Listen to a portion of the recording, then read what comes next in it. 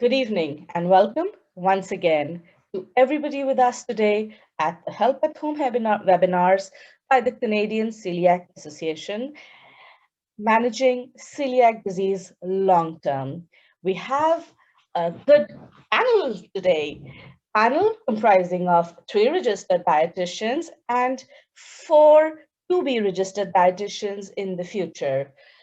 This webinar has been brought forward for people who have been living with celiac disease long term, but we have had a lot of people who have said that we just got diagnosed, we'd like to learn more.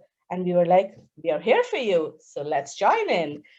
Before we start today, I'd like to introduce our panelists to you. These pictures of 4 lovely ladies you see, Anika, Atur, Jolene, and Poonam are students of the Masters of Health Sciences Nutrition Communication program at the Ryerson University, currently interning with the Canadian Celiac Association. Anika has research and volunteer experience with school breakfast programs. Her interest in communication, public health, and school food nutrition policies inspired her to pursue graduate studies in this area. Atur is passionate about the food systems, sustainability, public health, and perinatal nutrition. She loves to work with families and children. Jolene has an interest in food politics and the intersectionality of nutrition and health. She is passionate about community health and, most importantly, about health equity. Poonam is passionate about self-advocacy when it comes to health and continuously pursues nutrition awareness opportunities that empower individuals to make informed choices in the regards to their health. On our panel of the day, we also have introducing to you the Canadian Celiac Association's dietitians, Nicole, who has recently joined us as a health promotion manager. She lives in North Vancouver, British Columbia, with her husband, 3 children, 2 cats, and a dog. Nicole has been a registered dietitian for over 16 years, working in both inpatient and outpatient settings. Her passion for celiac disease began when her mother was diagnosed over 10 years ago. Since this time, both her husband and daughter have also been diagnosed. For Nicole, celiac disease is very close to heart, which led her to joining our team and being a regular part of the Canadian Celiac Association's registered dietitians. On the other hand, Kelly is also a health promotion manager with the Canadian Celiac Association. She currently resides in Charlottetown, Prince Edward Islands. With the Canadian Celiac Association, we have dietitians across Canada from the East Coast to the West Coast. She started with the CCA for over a year ago as a dietetic intern. After graduating from her internship and master's degree program, Kelly was hired as a summer student to begin with and has been working with the CCA ever since. Kelly monitors Canadian Celiac Association's Facebook group, works on the client support desk, and also has helped develop CCA magazines and newsletters. As for myself, I'm Gauri. Many of you know me. Many of you will get to know me. I'm also the registered dietitian with the Canadian Celiac Association for over 2 years now. I'm a Ryerson graduate. I interned with the CCA and continued to work with them since. Now, on to what our panelists have put forward today. Before that, we remember Zoom is the place we come forward to be with you. A few notes. Use the chat box to write any questions or comments among yourselves that you would like to discuss, that are personal to you. There will be a question and answer period in the end of the presentation. Please write your questions in the question and answer box. We will be downloading the questions from the question and answer box if unfortunately we cannot get to any questions by the end. And also the best part is this presentation and the YouTube video link will be sent to you after the webinar is complete. We will put it on the YouTube. You can review it anytime. You will have the link in your inboxes and you can go back to it anytime to see what you would like to review.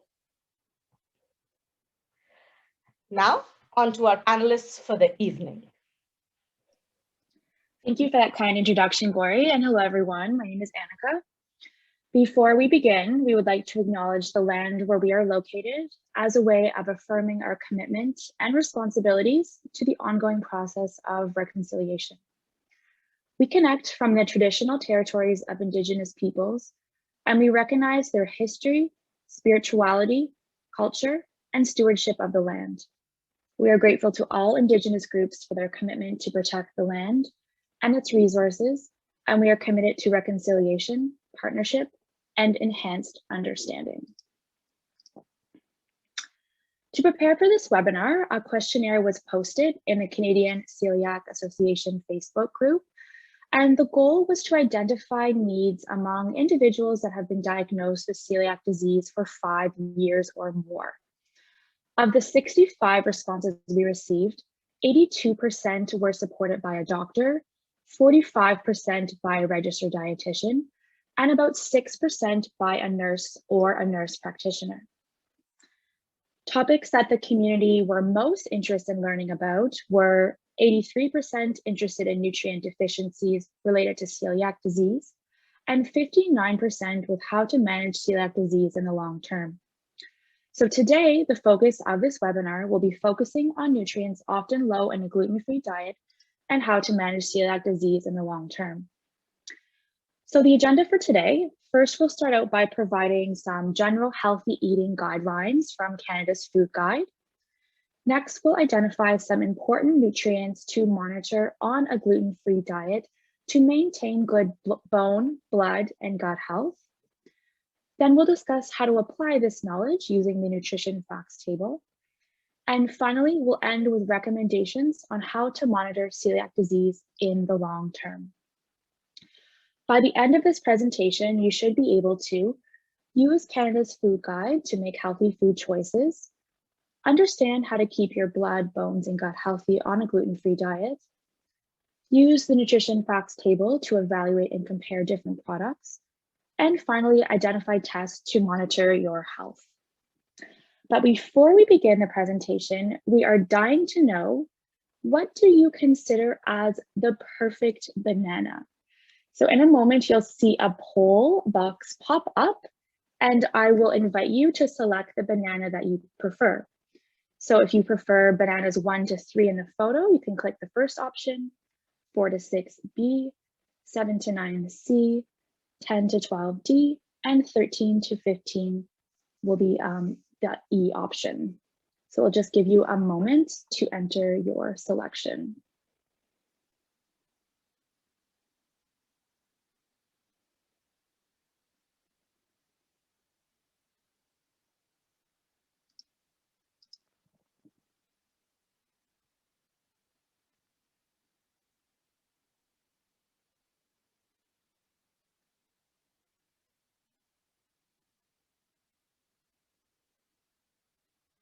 Okay, Gloria, are we able to see the results? Okay, perfect. So thank you so much for answering, everyone. So as we can see, everyone has a little bit of a different idea of what the perfect banana is, but it seems like most people are in the 7 to 9 category, followed by the 4 to 6 category. Now, really, there is no one perfect banana, but just as everyone presents with different likes and dislikes, everyone presents with different health conditions as well. So this presentation is meant to be for informational purposes only and should not replace regular checkups with a doctor, dietitian, or other health professional. All right, thanks. Let's jump right into the presentation. So continuing to eat gluten after being diagnosed with celiac disease, even in very small amounts, causes damage to the surface of the small intestine and can cause a deficiency of iron or folate. There's also an increased risk of developing osteoporosis, so those weak bones, an underactive thyroid, type 1 diabetes, some cancers of the gut, along with vitamin and mineral deficiencies. But even if gluten is not eaten, it can be really challenging to get all of the vitamins and minerals we need for good health. So how do we know if we're getting the vitamins and minerals needed on a gluten-free diet? Well, we can do this by following some of the general healthy eating recommendations that are outlined in Canada's Food Guide. And this is really a general visual model of what our plate can look like to encourage healthy eating. So remember, your meals don't need to be presented exactly like this. You don't have to have all of your food separated into the 3 different categories. But in general, aim for about half of a plate of fruit and vegetables, 1/4 of a plate protein, and 1/4 of a plate whole grains. But what's exactly included in each section? Well, for fruits and vegetables, we have lots of bright green and orange vegetables like spinach, peas, broccolis, carrots, and different fruits like strawberries, blueberries, and apples. And eating a variety of fruit and vegetables is good for your health and can also help lower your risk of heart disease. Now for the protein section, we have both meat and plant-based options. So we have beans, lentils, nuts, seeds. And for the meat products, we have lean meats, poultry, eggs, and low-fat milk, yogurt, and other fortified plant beverages. Choosing protein foods from plants more often provides more fiber, less saturated fat, and helps keep your heart healthy. And finally, the last quarter is reserved for whole grains. Now, gluten-free options include certified gluten-free quinoa, brown rice, buckwheat, oats, flaxseed, and also whole grain gluten-free bread. Whole grain foods have lots of fiber, vitamins, and minerals, and are generally a healthier choice because they include all parts of the grain, whereas refined grains have some parts of the grain removed during processing. Eating foods higher in fiber can lower risk of stroke, colon cancer, heart disease, and type 2 diabetes. So let's focus in on some of these specific nutrients so that we are better able to understand their role in the body and in which foods that we can find them. All right. Thank you so much, Annika. Hello, everybody. My name is Poonam, and let's look at how we can include a variety of foods on a gluten-free diet and maintain good health.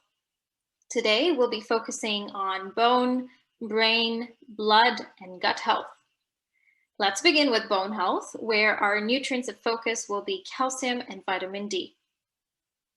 Now, calcium and vitamin D work together to keep bones and teeth strong. Vitamin D keeps bones healthy by increasing the absorption of calcium from your gut. Without vitamin D, your body would only be able to absorb a portion or fraction of that calcium from your diet, and I want to say 10 to 15%. So not getting enough vitamin D and calcium in your diet can weaken or cause weak bones and lead to bone fractures. So try and think about calcium and vitamin D working as friends.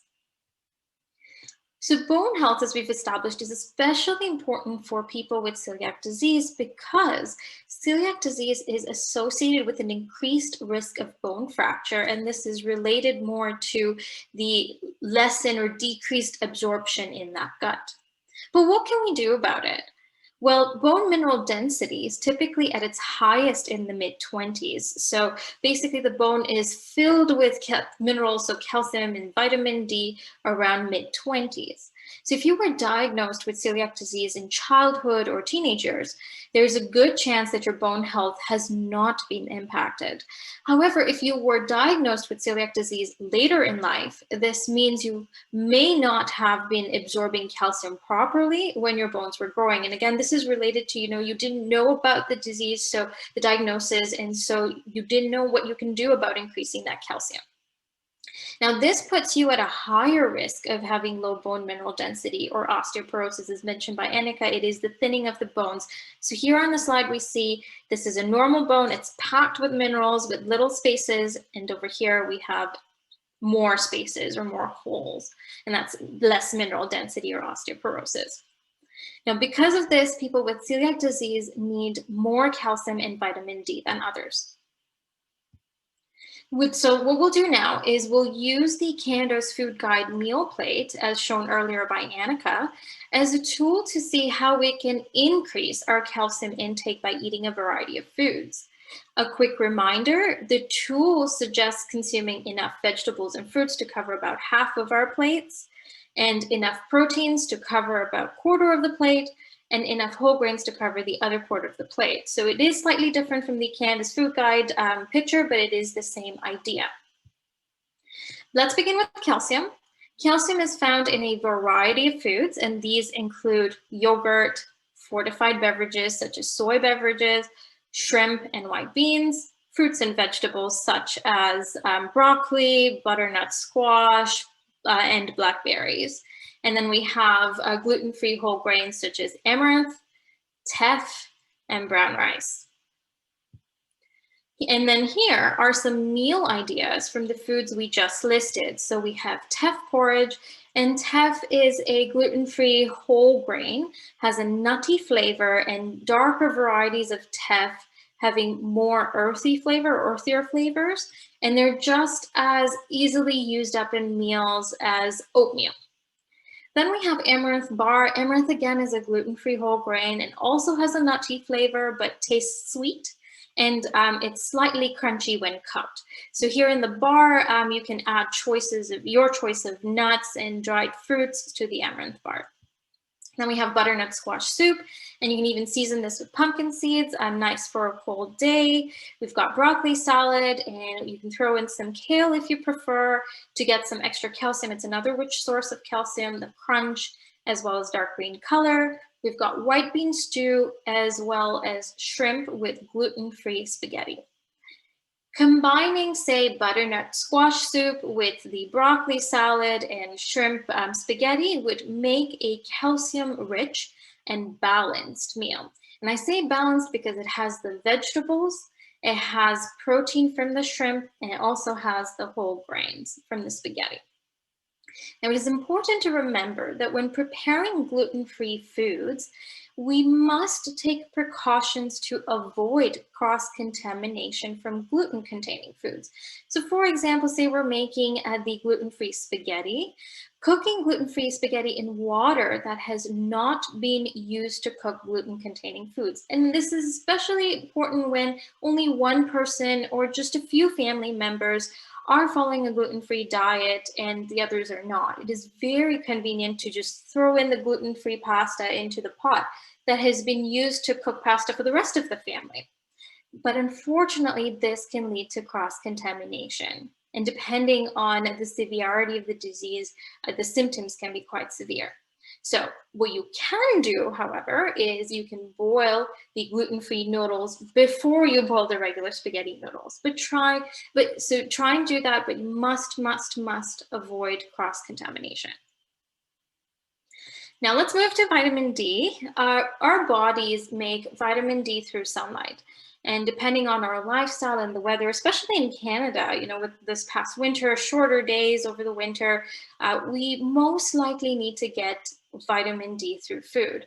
Luckily, the sun's coming out, the days are getting longer, so I hope you're able to take advantage of that. If not, then we definitely need to get vitamin D through food. And vitamin D is found in selected foods such as mushrooms, protein sources such as salmon, egg yolks, cheese, and whole grain sources such as gluten-free oats and fortified gluten-free cereals. I do want to point out that oats are naturally gluten-free. However, they are a high-risk item because they are more often processed in a facility that also processes other gluten-containing grains. So therefore, it is very important to ensure that the oats are processed in a gluten-free environment. And you can do this by looking for a gluten-free claim on the packaging. So it could be a symbol as you see here, or it can just be written that's gluten-free, but that's very important. So now some meal ideas with food sources rich in vitamin D include grilled salmon, sardine and tomato sauce, or gluten-free seafood chowder for seafood lovers. Some vegetarian options include frittata, banana pumpkin soy milk smoothie, so this is a dairy-free option, as well as mushroom soup. Pairing mushroom soup with, say, grilled salmon would make a vitamin D rich meal. Now take this time to see what can we add to make it a balanced meal. Balanced meal is your fruits and vegetables, your whole grains, as well as your protein. So we have our protein, we have some vegetables. Perhaps adding vegetable wild rice could make it a balanced gluten meal, if that is your preference. Now, because vitamin D is found only in selected foods, And with shorter sun exposure opportunities, especially here again in Canada, a vitamin D supplement may also be required. So I encourage you to talk to your doctor to see if this is an option for you, particularly if you're about 50 years old, that may be of benefit.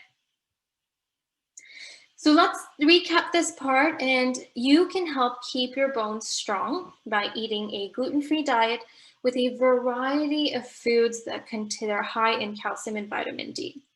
But it is important to remember that healthy bones and just, general health is a lot more than just about eating healthy food. It also requires exercising regularly, so trying to be active every day, depending on what you like or what you can do, avoid smoking, as well as limiting alcohol intake. Now, let's move on to brain health, which will focus on vitamin B12, otherwise known as cobalamin, and folate, also known as vitamin B9. So beginning with vitamin B12, it is a nutrient that helps with maintaining good brain health, keeping the body's nerves and blood cells healthy, and helping make DNA. Vitamin B12 is found naturally only in foods from animal sources. So we'll only be focusing on protein and whole grain varieties today. The highest level of vitamin B12 can be found in animal organs, such as kidney or liver. Other animal foods include fish, like tuna, salmon, sardines, and other seafood like clams. Chicken is also another rich source, and fortified milk are other rich sources of vitamin B12. Individuals following a vegan diet can get their vitamin B12 from fortified gluten-free breakfast cereals, non-dairy milks, milk substitutes like soy, fermented brown rice. If you're familiar with idli, it's South Asian, that's fermented rice, and nutritional yeast.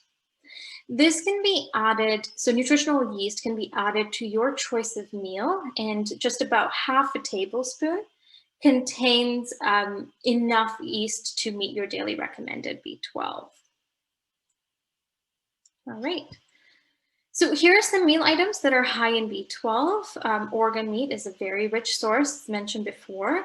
Now, it is important to remember that although organ meats are very rich sources of vitamin B12, we should aim to get our nutrients from a variety of sources. So here are others. So some kinds of sushi are gluten-free, such as those made without surimi, so that's the fake crab meat, tempura, or anything made with soy sauce or marinade we'd like to avoid. It is important to avoid cross-contamination when making sushi at home, or letting your server know when you're eating outside that you can only eat gluten-free sushi options. Now, although sashimi is naturally gluten-free, if, again, we're eating outside, it is important to let server know that before you order about your gluten-free dietary requirements. Clams are a very rich source of vitamin B12. They can be included in a chowder or a tomato-based paste. Chicken souvlaki is a popular Greek meal, which is very similar to grilled chicken seasoned with herbs and lemon, and then combining, say, chicken souvlaki with grilled vegetables of your choice and gluten-free pita would make a balanced meal, again, keeping that whole grains and proteins and vegetables in mind. Now we've got a South Asian popular food item. Paneer tikka is also a good source of vitamin B12. It can be served dry for appetizers or in a curry-based tomato or spinach-based curry for mains. And then we've got kadhi. Again, it's a South Asian dish, but it's yogurt soup with chickpea flour and is usually served with rice. You can choose to eat this with brown rice to make sure you consume whole grains. All right, and now on to Atur. Take it away. Thank you so much, Poonam. Hi, everyone. My name is Atur. So let's look at folate. So folate is a B vitamin and is needed to make healthy red and white blood cells. It also helps turn carbohydrates into energy and to develop our DNA. And eating a good amount of folate is extremely important, especially during periods of rapid growth, like in pregnancy, infancy, and adolescence. Now, folate is found naturally in many foods, and it can be found in fortified foods as well in the form of folic acid. Some natural foods high in folate are found in some fruits and vegetables. Among vegetables, actually, dark green leafy vegetables are the richest source of folate. So like kale, spinach, bok choy, and fruit, orange, papaya, cantaloupe, banana are some sources of folate. For protein, beans are high in folate, like lentils, chickpeas, kidney beans. Whole grains, we have breakfast cereals that are fortified with folic acid, and quinoa. Now let's look at some meal ideas to help increase your folate intake. So we have here is some lentil soup. As discussed before, beans, lentils, and vegetables are a rich source of folate, and lentil soup actually combines them all together. And 1 cup of cooked lentils can actually give you most of your daily required amount of folate. We also have here some hummus made with chickpeas, which is another great source, and it can be enjoyed with some crunchy vegetables like carrots, celery, broccoli, some bell peppers or cucumbers, as well as a gluten-free pita bread. There's also some quinoa stuffed peppers, which is another good source, beef liver, and a nice stuffed burrito using a gluten-free tortilla with beans, brown rice, or wild rice if you like. And you can also choose to add beef or an alternative such as a gluten-free soy. So since soy is actually another good source of folate. And also you can add in some green, dark, leafy vegetables like spinach to a gluten-free pasta. Now let's talk about bone health, and we will look at iron mineral. So iron is a mineral that is needed for the growth and development. Your body actually uses iron to carry oxygen in your blood to all parts of your body. And if you have low iron, you may have low oxygen levels in your blood, and so you may end up feeling tired, weak, have shortness of breath. This is commonly known as an iron deficiency anemia. But you can find iron naturally in many foods, and it is also added in some fortified products as well. So you can look at fruit and vegetables. We have some tomatoes, tomato paste, potatoes, nuts, some dried fruits like raisins or apricots, some lean meats, seafood like salmon and poultry, iron fortified gluten-free breakfast cereals or gluten-free breads, some gluten-free soybeans, lentils, spinach and peas, just to name a few. Now, I do want to mention that your body does absorb more iron from meat than it does from other sources.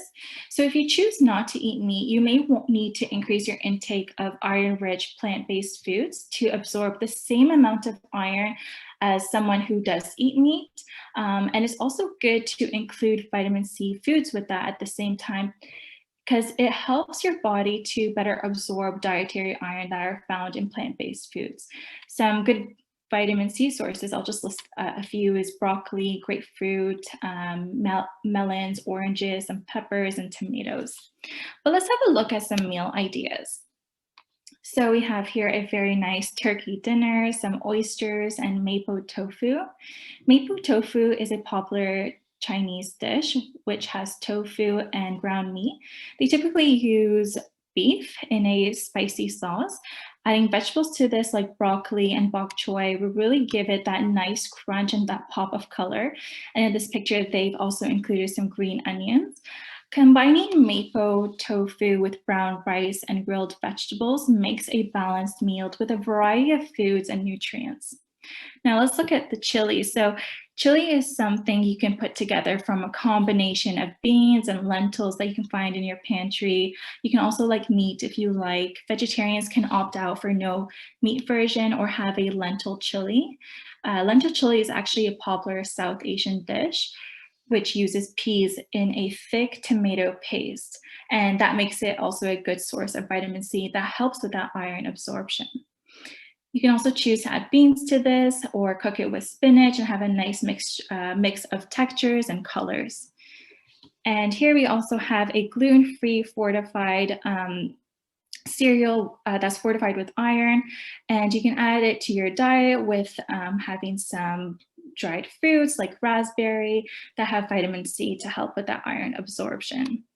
And now you can always enjoy a glass of orange juice with high in vitamin C with any of these meals to help improve the amount of iron you absorb. All right, let's talk about some gut health. So we're going to talk about dietary fiber. And so dietary fiber is part of plant foods that our bodies can't fully digest and absorb. It has many benefits and it's needed for good health. Fiber actually helps maintain and improve bowel health, and a high fiber diet may lower your risk of colon cancer and other diseases. Now, I do want to point out, as you can see here on the screen, there are two types of fiber. So there's soluble fiber, and this is a soft fiber that dissolves in water to form a gel substance. It helps to prevent constipation, lower blood cholesterol, and control blood sugars. Then there is insoluble fiber. So this one doesn't dissolve in water, but it helps prevent constipation and keeps the digestive system healthy, which may also lower the risk of developing certain types of cancers and heart disease. Now, normally in gluten-free products, they are lower in fiber, and they may not be enriched in some of these important vitamins and minerals. So definitely check the label and choose foods that are enriched with iron, folate, and fiber, just so that you are aware. But here are some ways that you can kind of increase your fiber intake with fruits and vegetables. So add fresh fruit to cereal, yogurt, baked goods, or extra vegetables in your casseroles, soups, and salads. Sources of soluble fiber, which is the kind of fiber that dissolves in water, are apples, citrus fruits, some legumes, and strawberries. Sources of insoluble fiber, which is the kind that doesn't dissolve in water, are nuts, vegetables, fruit, gluten-free whole grain breads and cereals, crackers, pasta, and brown rice, just to name a few. You could also add 1 or 2 tablespoons of psyllium or ground flaxseed to yogurt, applesauce, your soups, and casseroles, whatever you like. And if you like baking at home, you can also use a high fiber gluten-free flour. Now let's look at some meal ideas that are high in fiber. So first we have a grilled oven baked potato with skin.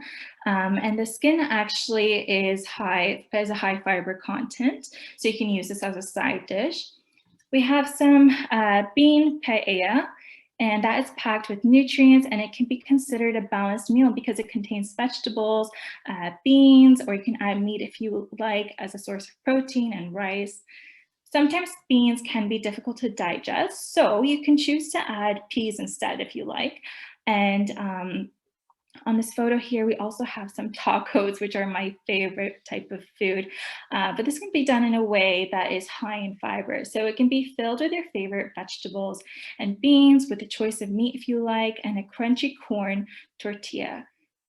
Corn flour is a high source of fiber. If you end up not using corn tortilla, make sure you use a gluten-free tortilla, but you include sweet corn into it. We also have a nice warm pea soup, a melon salad. You can add other fruits to your salad, or just simply eating apples, berries, or pears.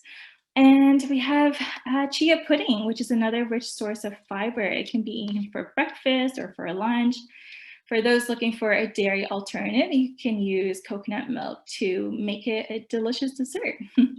So let's say if you want to combine tacos for your meal, some pea soup for appetizer, and chia pudding for dessert, this makes it a balanced meal with a variety of foods and nutrients.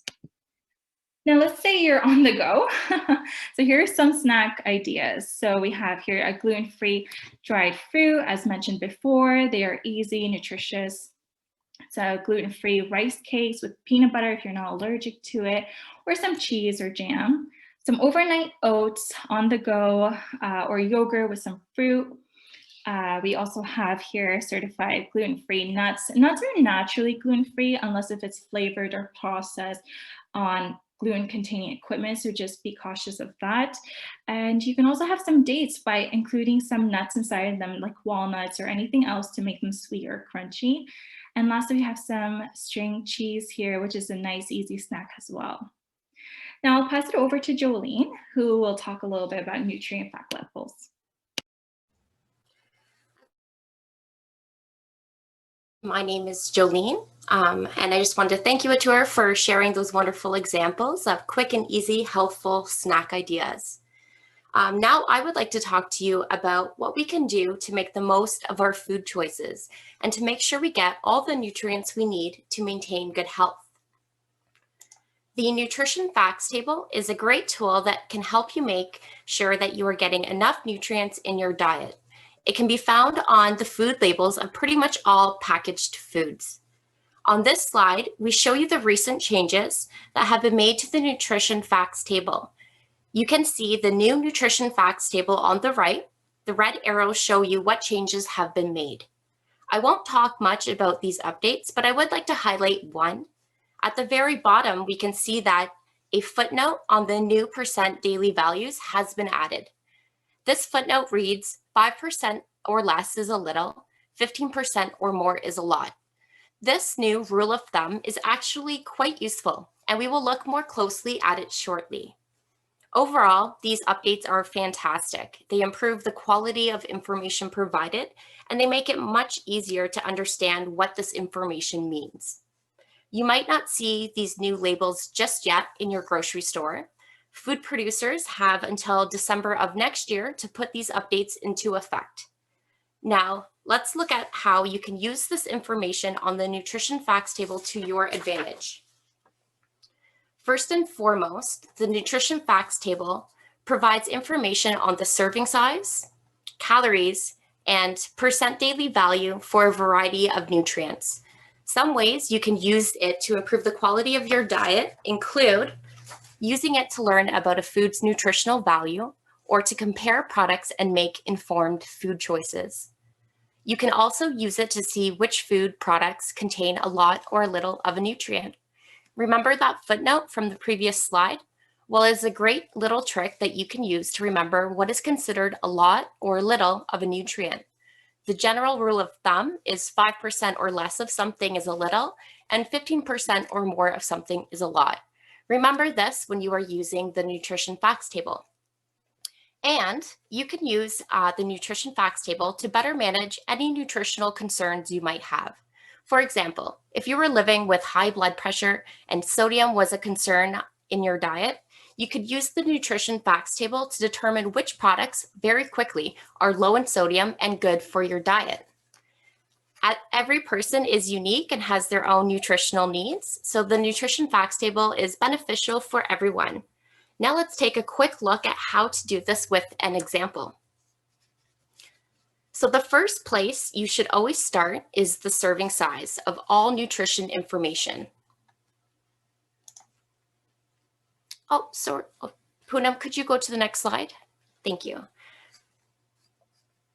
The first place you should start is the serving size, since all nutrition information provided is based off a specific size.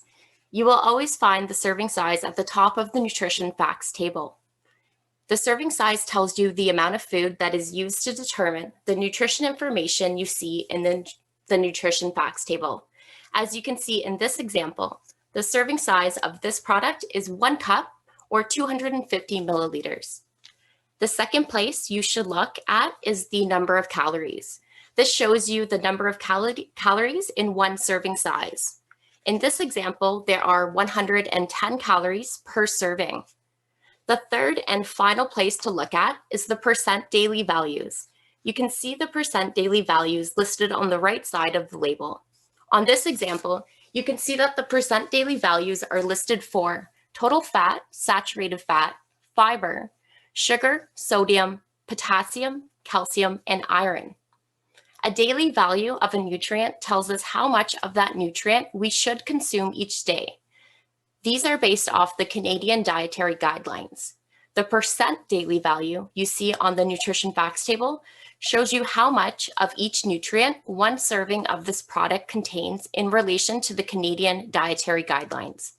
Using this example, we can see that one serving of this product has 22% daily value for the recommended sugar intake. If we look at potassium in this example, we can see that one serving has 10% of the recommended daily value for potassium intake. Now, if someone were to consume 2 servings of this product, all you would need to do to know how much nutrients you are consuming is to double the amount shown in the Nutrition Facts Table. So again, using this example and working down from the top of the nutrition facts table, we would know that 2 servings of this product would provide 220 calories, 52 grams of carbohydrates, 44% daily value of sugar, 4 grams of protein, 20% daily value of potassium, and 4% daily value of calcium. Now, using our rule of thumb, 5% is a little, 15% is a lot, we know that 2 servings of this product provides a lot of sugar at 44% of the daily value, and a lot of potassium at 20% of the daily value, as well as a little bit of calcium at 4%. Now let's take a look at another example. Starting with the serving size, we can see that the nutrition facts table refers to the entire product or the entire tray. We can see that there are 460 calories per serving, 23% daily value of total fat, 56% daily value of saturated fat, 18% daily value of cholesterol, 32% daily value of sodium, 21% daily value of total carbohydrates, 4% daily value of dietary fiber, and 28% daily value of protein. In terms of vitamins and minerals, we can see that one serving has 25% of your daily value for calcium and 6% for potassium. We can tell very quickly and very easily that this product has a lot of total fat, saturated fat, cholesterol, sodium, total carbohydrates, protein, and calcium, since all their values are higher than 15%. We can also see that there is a little bit of dietary fiber, since its value is below 5%. Overconsumption of some nutrients like saturated fat, cholesterol, and sodium have been linked to chronic conditions, so this may be a product that we would choose less often. However, if you were someone living with hypertension or say cardiovascular disease, where sodium or cholesterol are dietary concerns, this may be a product that you would want to limit more often. Now that we know about some important nutrients and how to read the nutrition facts table, let's take a look at how we can monitor our health. First, I wanted to highlight the results of one of our survey questions. We asked you, how often do you have a referral for blood work related to celiac disease? The results varied, but they did show us that about 1 in 5 individuals never had their blood work done after initial diagnosis. You will see why this is meaningful in just a moment. Our survey results also told us that many of you were interested in learning how to monitor or reduce the risk of nutrient deficiency. Well, the best way to make sure you are getting all the vitamins and minerals you need through your diet is to check in with your doctor. The Canadian Celiac Association and other allied health organizations recommend having a yearly checkup with your doctor. But you might be wondering, what should this look like? Well, it is recommended by the Canadian Celiac Association that you should have these tests done every year. Therefore, it is recommended that you ask your healthcare provider for these tests. Numbers 1 to 6 are medical tests, and when done regularly over the long term, are good for monitoring your health status. Number 7, getting a referral to see a registered dietitian with expertise in a gluten-free diet is also important. I know many might be thinking, why should I see a registered dietitian if I already know how to follow a gluten-free diet? Well, registered dietitians are experts in food and nutrition with the most current information, so they are always a great support. Food products, regulations, and research on celiac disease and the gluten-free diet are always changing, so checking in with a dietitian every year will ensure that you have the most up-to-date information. And as we know, the only treatment for celiac disease is a lifelong adherence to the gluten-free diet, so accurate and up-to-date information is essential. In addition to those 7 recommendations, it is also recommended by the Canadian Celiac Association that these 2 tests be done every 2 years. Thank you so much for that, Jolene. So now to conclude. So here are some of the messages that we would like you to take home with you tonight. So remember that you are able to eat a balanced gluten-free diet by eating different vegetables, fruits, whole grain, and protein foods. Being aware of vitamins and minerals outlined in this presentation that may be low in the gluten-free diet, and also using the nutrition facts table with our rule of thumb, 5% is a little and 15% is a lot. Annual follow-ups with your family doctor and dietitian are also recommended to monitor your health. We know that you all have many years experience with celiac disease and are very familiar with following a gluten-free diet. But remember that things are always changing, and dietitians are experts in food and nutrition, and with your family doctor are here to support you on your journey. Now, just before we conclude, we'll just take a look at some helpful resources that you can refer to after this webinar. Canada's Food Guide website has a number of tips and resources on eating a balanced diet by eating a variety of foods and other general recommendations for eating habits that help maintain good health. Unlock Food is a resource developed by Dietitians of Canada, and they have a number of resources on meal planning for a gluten-free diet, and also how to add important nutrients like fiber that may be traditionally low in a gluten-free diet. The Canadian Celiac Association, I'm sure I don't need to tell you, but they have a number of wonderful resources and handouts along with the Canadian Digestive Health Foundation. And finally, Supercook is an app that helps design recipes based on whatever ingredients you have on hand. So on behalf of all of our team members, we just want to say a big thank you for attending this webinar, and also to everyone who completed the Facebook survey to help us with the planning process. We hope that you enjoyed the webinar and that you learned something new. After the webinar, you will receive an email inviting you to complete a 5-minute feedback survey to help us improve our presentation for the future. And this collaboration is a part of our coursework in our master's program, so we would really appreciate your participation. So thank you once again, and I'll now pass it over to Gori for some concluding remarks and also for the question period. Thank you, our panelists. Today, we spoke about living with celiac disease in the long term, but like I could see, a lot of people message that we are new to this and learning all this is amazing to keep us up to date in the long run. The Canadian Celiac Association empowers Canadians with celiac disease and gluten disorders to live their life at the best. So always remember, we are here to help. You reach out to us, we are always here for you. We are a national registered charity and we are always changing. Help us to continue to advocate for safe food, offer science-based education, and to invest in Canadian research and all the regular free webinars on nutrition, on bone health, on what is celiac disease, what do we need to look for, what is the latest research that is going on, is something that is a part and parcel and the backbone of the Canadian Celiac Association while working for its community.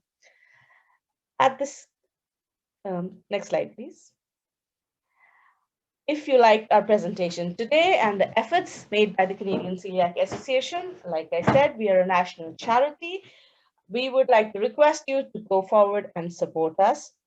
These are the numbers you can reach us on: 905-507-6208, extension 224 is for our dietitians. Reach them, leave a voicemail, leave a question, and we will get back to you. Client support at celiac.ca is the address. You can reach us. It is now open 5 days a week. Nicole is with us 3 days. Kelly is with us 2 days. I am here. Always for all of you, we are as a panel working, getting towards trying to help you in whatever we can. On to questions. So we have a lot of questions today. Maximum questions that I can see is everybody is worried about where can I buy gluten-free brands? Where can I buy high fiber foods? So I would like to say is there are a lot of stores out there depending upon coast to coast where you live and what is the major food store.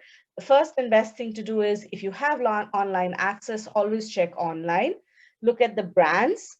But at the Canadian Celiac Association's website, under the food industry, we have the brand names of a lot of, not the brand names, the name of a lot of companies who are certified gluten-free. You can go there, check out, and see what brands you'd like to work with. The other place where you can reach for more specific answers to what you're looking for, like a question was, I'd like to know a high fiber gluten-free flour that could help me, or where can I do raisins, or are there things like those. So join the Canadian Celiac Association's national Facebook group. We are a 14,000 strong family, and believe me, we are so active, more than 80%. I mean, no family is as active as we are. And plus, we are monitored. 3 dietitians, a whole panel of the professional advisory committee, the director, Melissa Secord, everybody is on the Facebook group sometime or the other of the day, putting in latest research, putting in the new webinars that are coming in, the new studies that are going on. And then, of course, it is our community. We can talk to each other. I sometimes go myself to ask, okay, I have someone who wants to know, I live in this area, I need to buy this, where do I go? And imagine the support I get, and imagine the support people give. So I would recommend join us at the Facebook group for a lot of things. As for current research, we have a magazine that goes out every month. You can join the Canadian Celiac Association's list, and you will get a regular magazine which gives you an update right in your inbox every month, an update on what's happening in research, what kind of foods are there, recipes that are coming up, what the Celiac Association is doing with the government to have a better life, a better experience for the celiac community.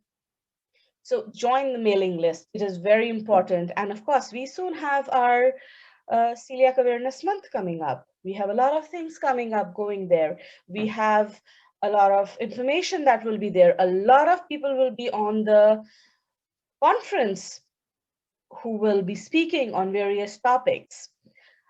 I have a question here that says,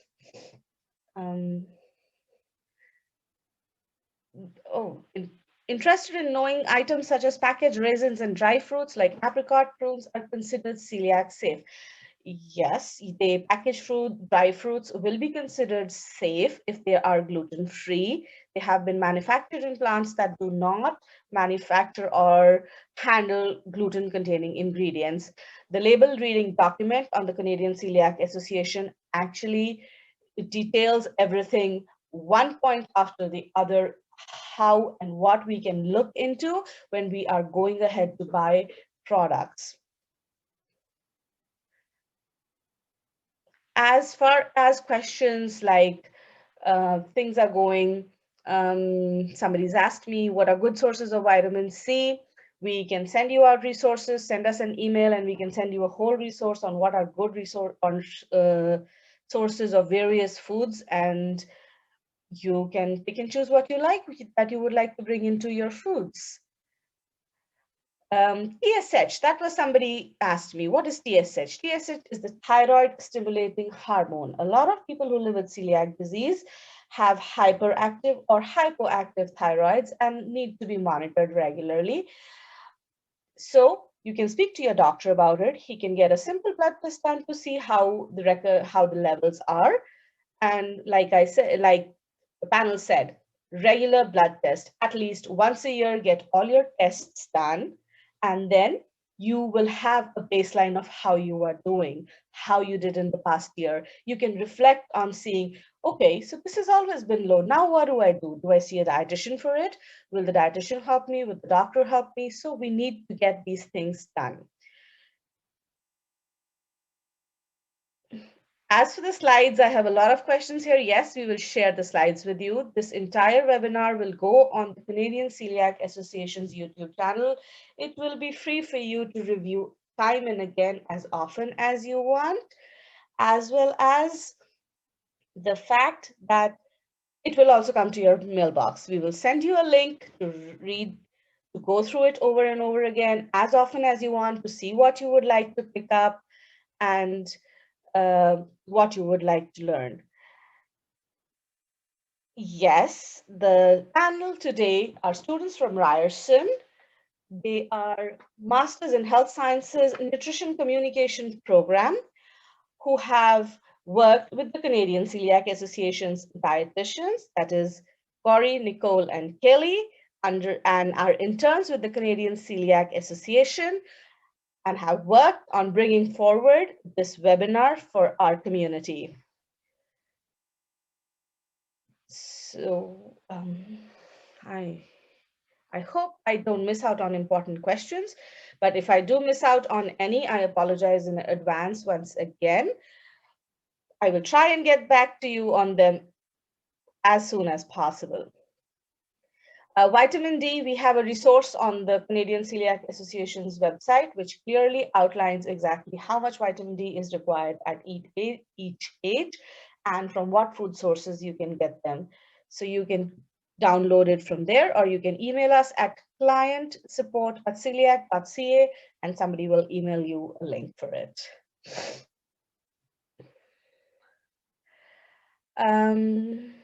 For nutritional breakdowns of any food product, you need to just read the nutrition label. It is mentioned right at the label what kind of nutrition that has in terms of calorie, protein, potassium, fiber, sugars, carbohydrates, and everything. And I would also like to thank all our attendees today for the kind words they have put forward and encouraged us to continue doing such educational programs. There's a question of how much calcium do we need in one day. The amount of calcium you need in one day depends on a lot of things. It depends upon your age. It depends upon what your calcium levels are. If you are depleted in them, then you might need to take more calcium. If you are normal with them, maybe your food is managing with it very well, or you might need a supplement.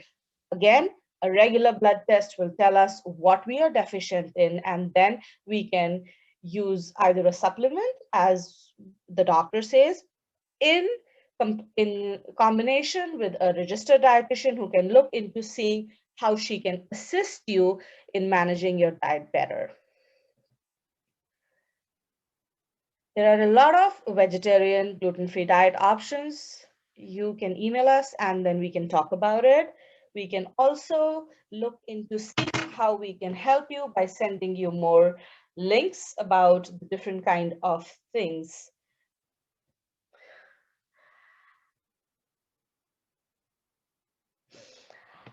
Are there any Celiac Awareness Month things that can be purchased, like shirts, bracelets, magnets, to help raise money for the CCA? You can reach out to the director, Melissa Secord, for the Celiac Awareness Month. If you wish to be a part of the volunteer group that helps us throughout the country, especially during the Celiac Month, which is a very, very active month for us. And donations are the best way because we use those donations to fund more research, to fund more educational webinars. We are working on multiple things with the government. We are working on multiple brochures, trying to bring forward more information. So you can donate to the Canadian Celiac Association. We have a donate now button on our main page. You can reach out to the director, Melissa Secord. What are the tests that we have to get done every 2 years? So the TSH and your bone mineral density test, you should get them done on a regular basis. Your doctor will know what he needs to look at as and when he looks at all your blood panels. There's a question that says, I'm low in vitamin B12, used to take a supplement, but I had to stop as it was bothering my stomach. I'm low again and I feel I should start taking it again. But is there a certain food which could help with the stop that negative effect on my stomach? So there could be a lot of reasons why your stomach gets upset from taking the B12. You will need to speak to your doctor, see if there is an alternative system you can do the B12, a liquid, if not a tablet, or in smaller quantities throughout the day, or better still, try and work with a dietitian to see what B12 foods you can incorporate in your diet that can help you achieve the results you're looking for. Client support does not have any capitals in it. All email addresses are mostly in small letters, so clientssupport@celiac.ca. I hope I'm not keeping people from going to bed, especially on the East Coast. This presentation again will be accessible to everybody. I am sorry I won't be able to get to all the questions, but one thing is for sure, we are here for you. This presentation will come your way pretty soon, and you can review it as and when you like. I would now like to take a moment to thank you all who took out precious time and joined us today. I would like to thank our panelists and the dietitians on the panel who joined us here today for this presentation, putting forward an effort to support the celiac community. Thank you very much and have a very good evening.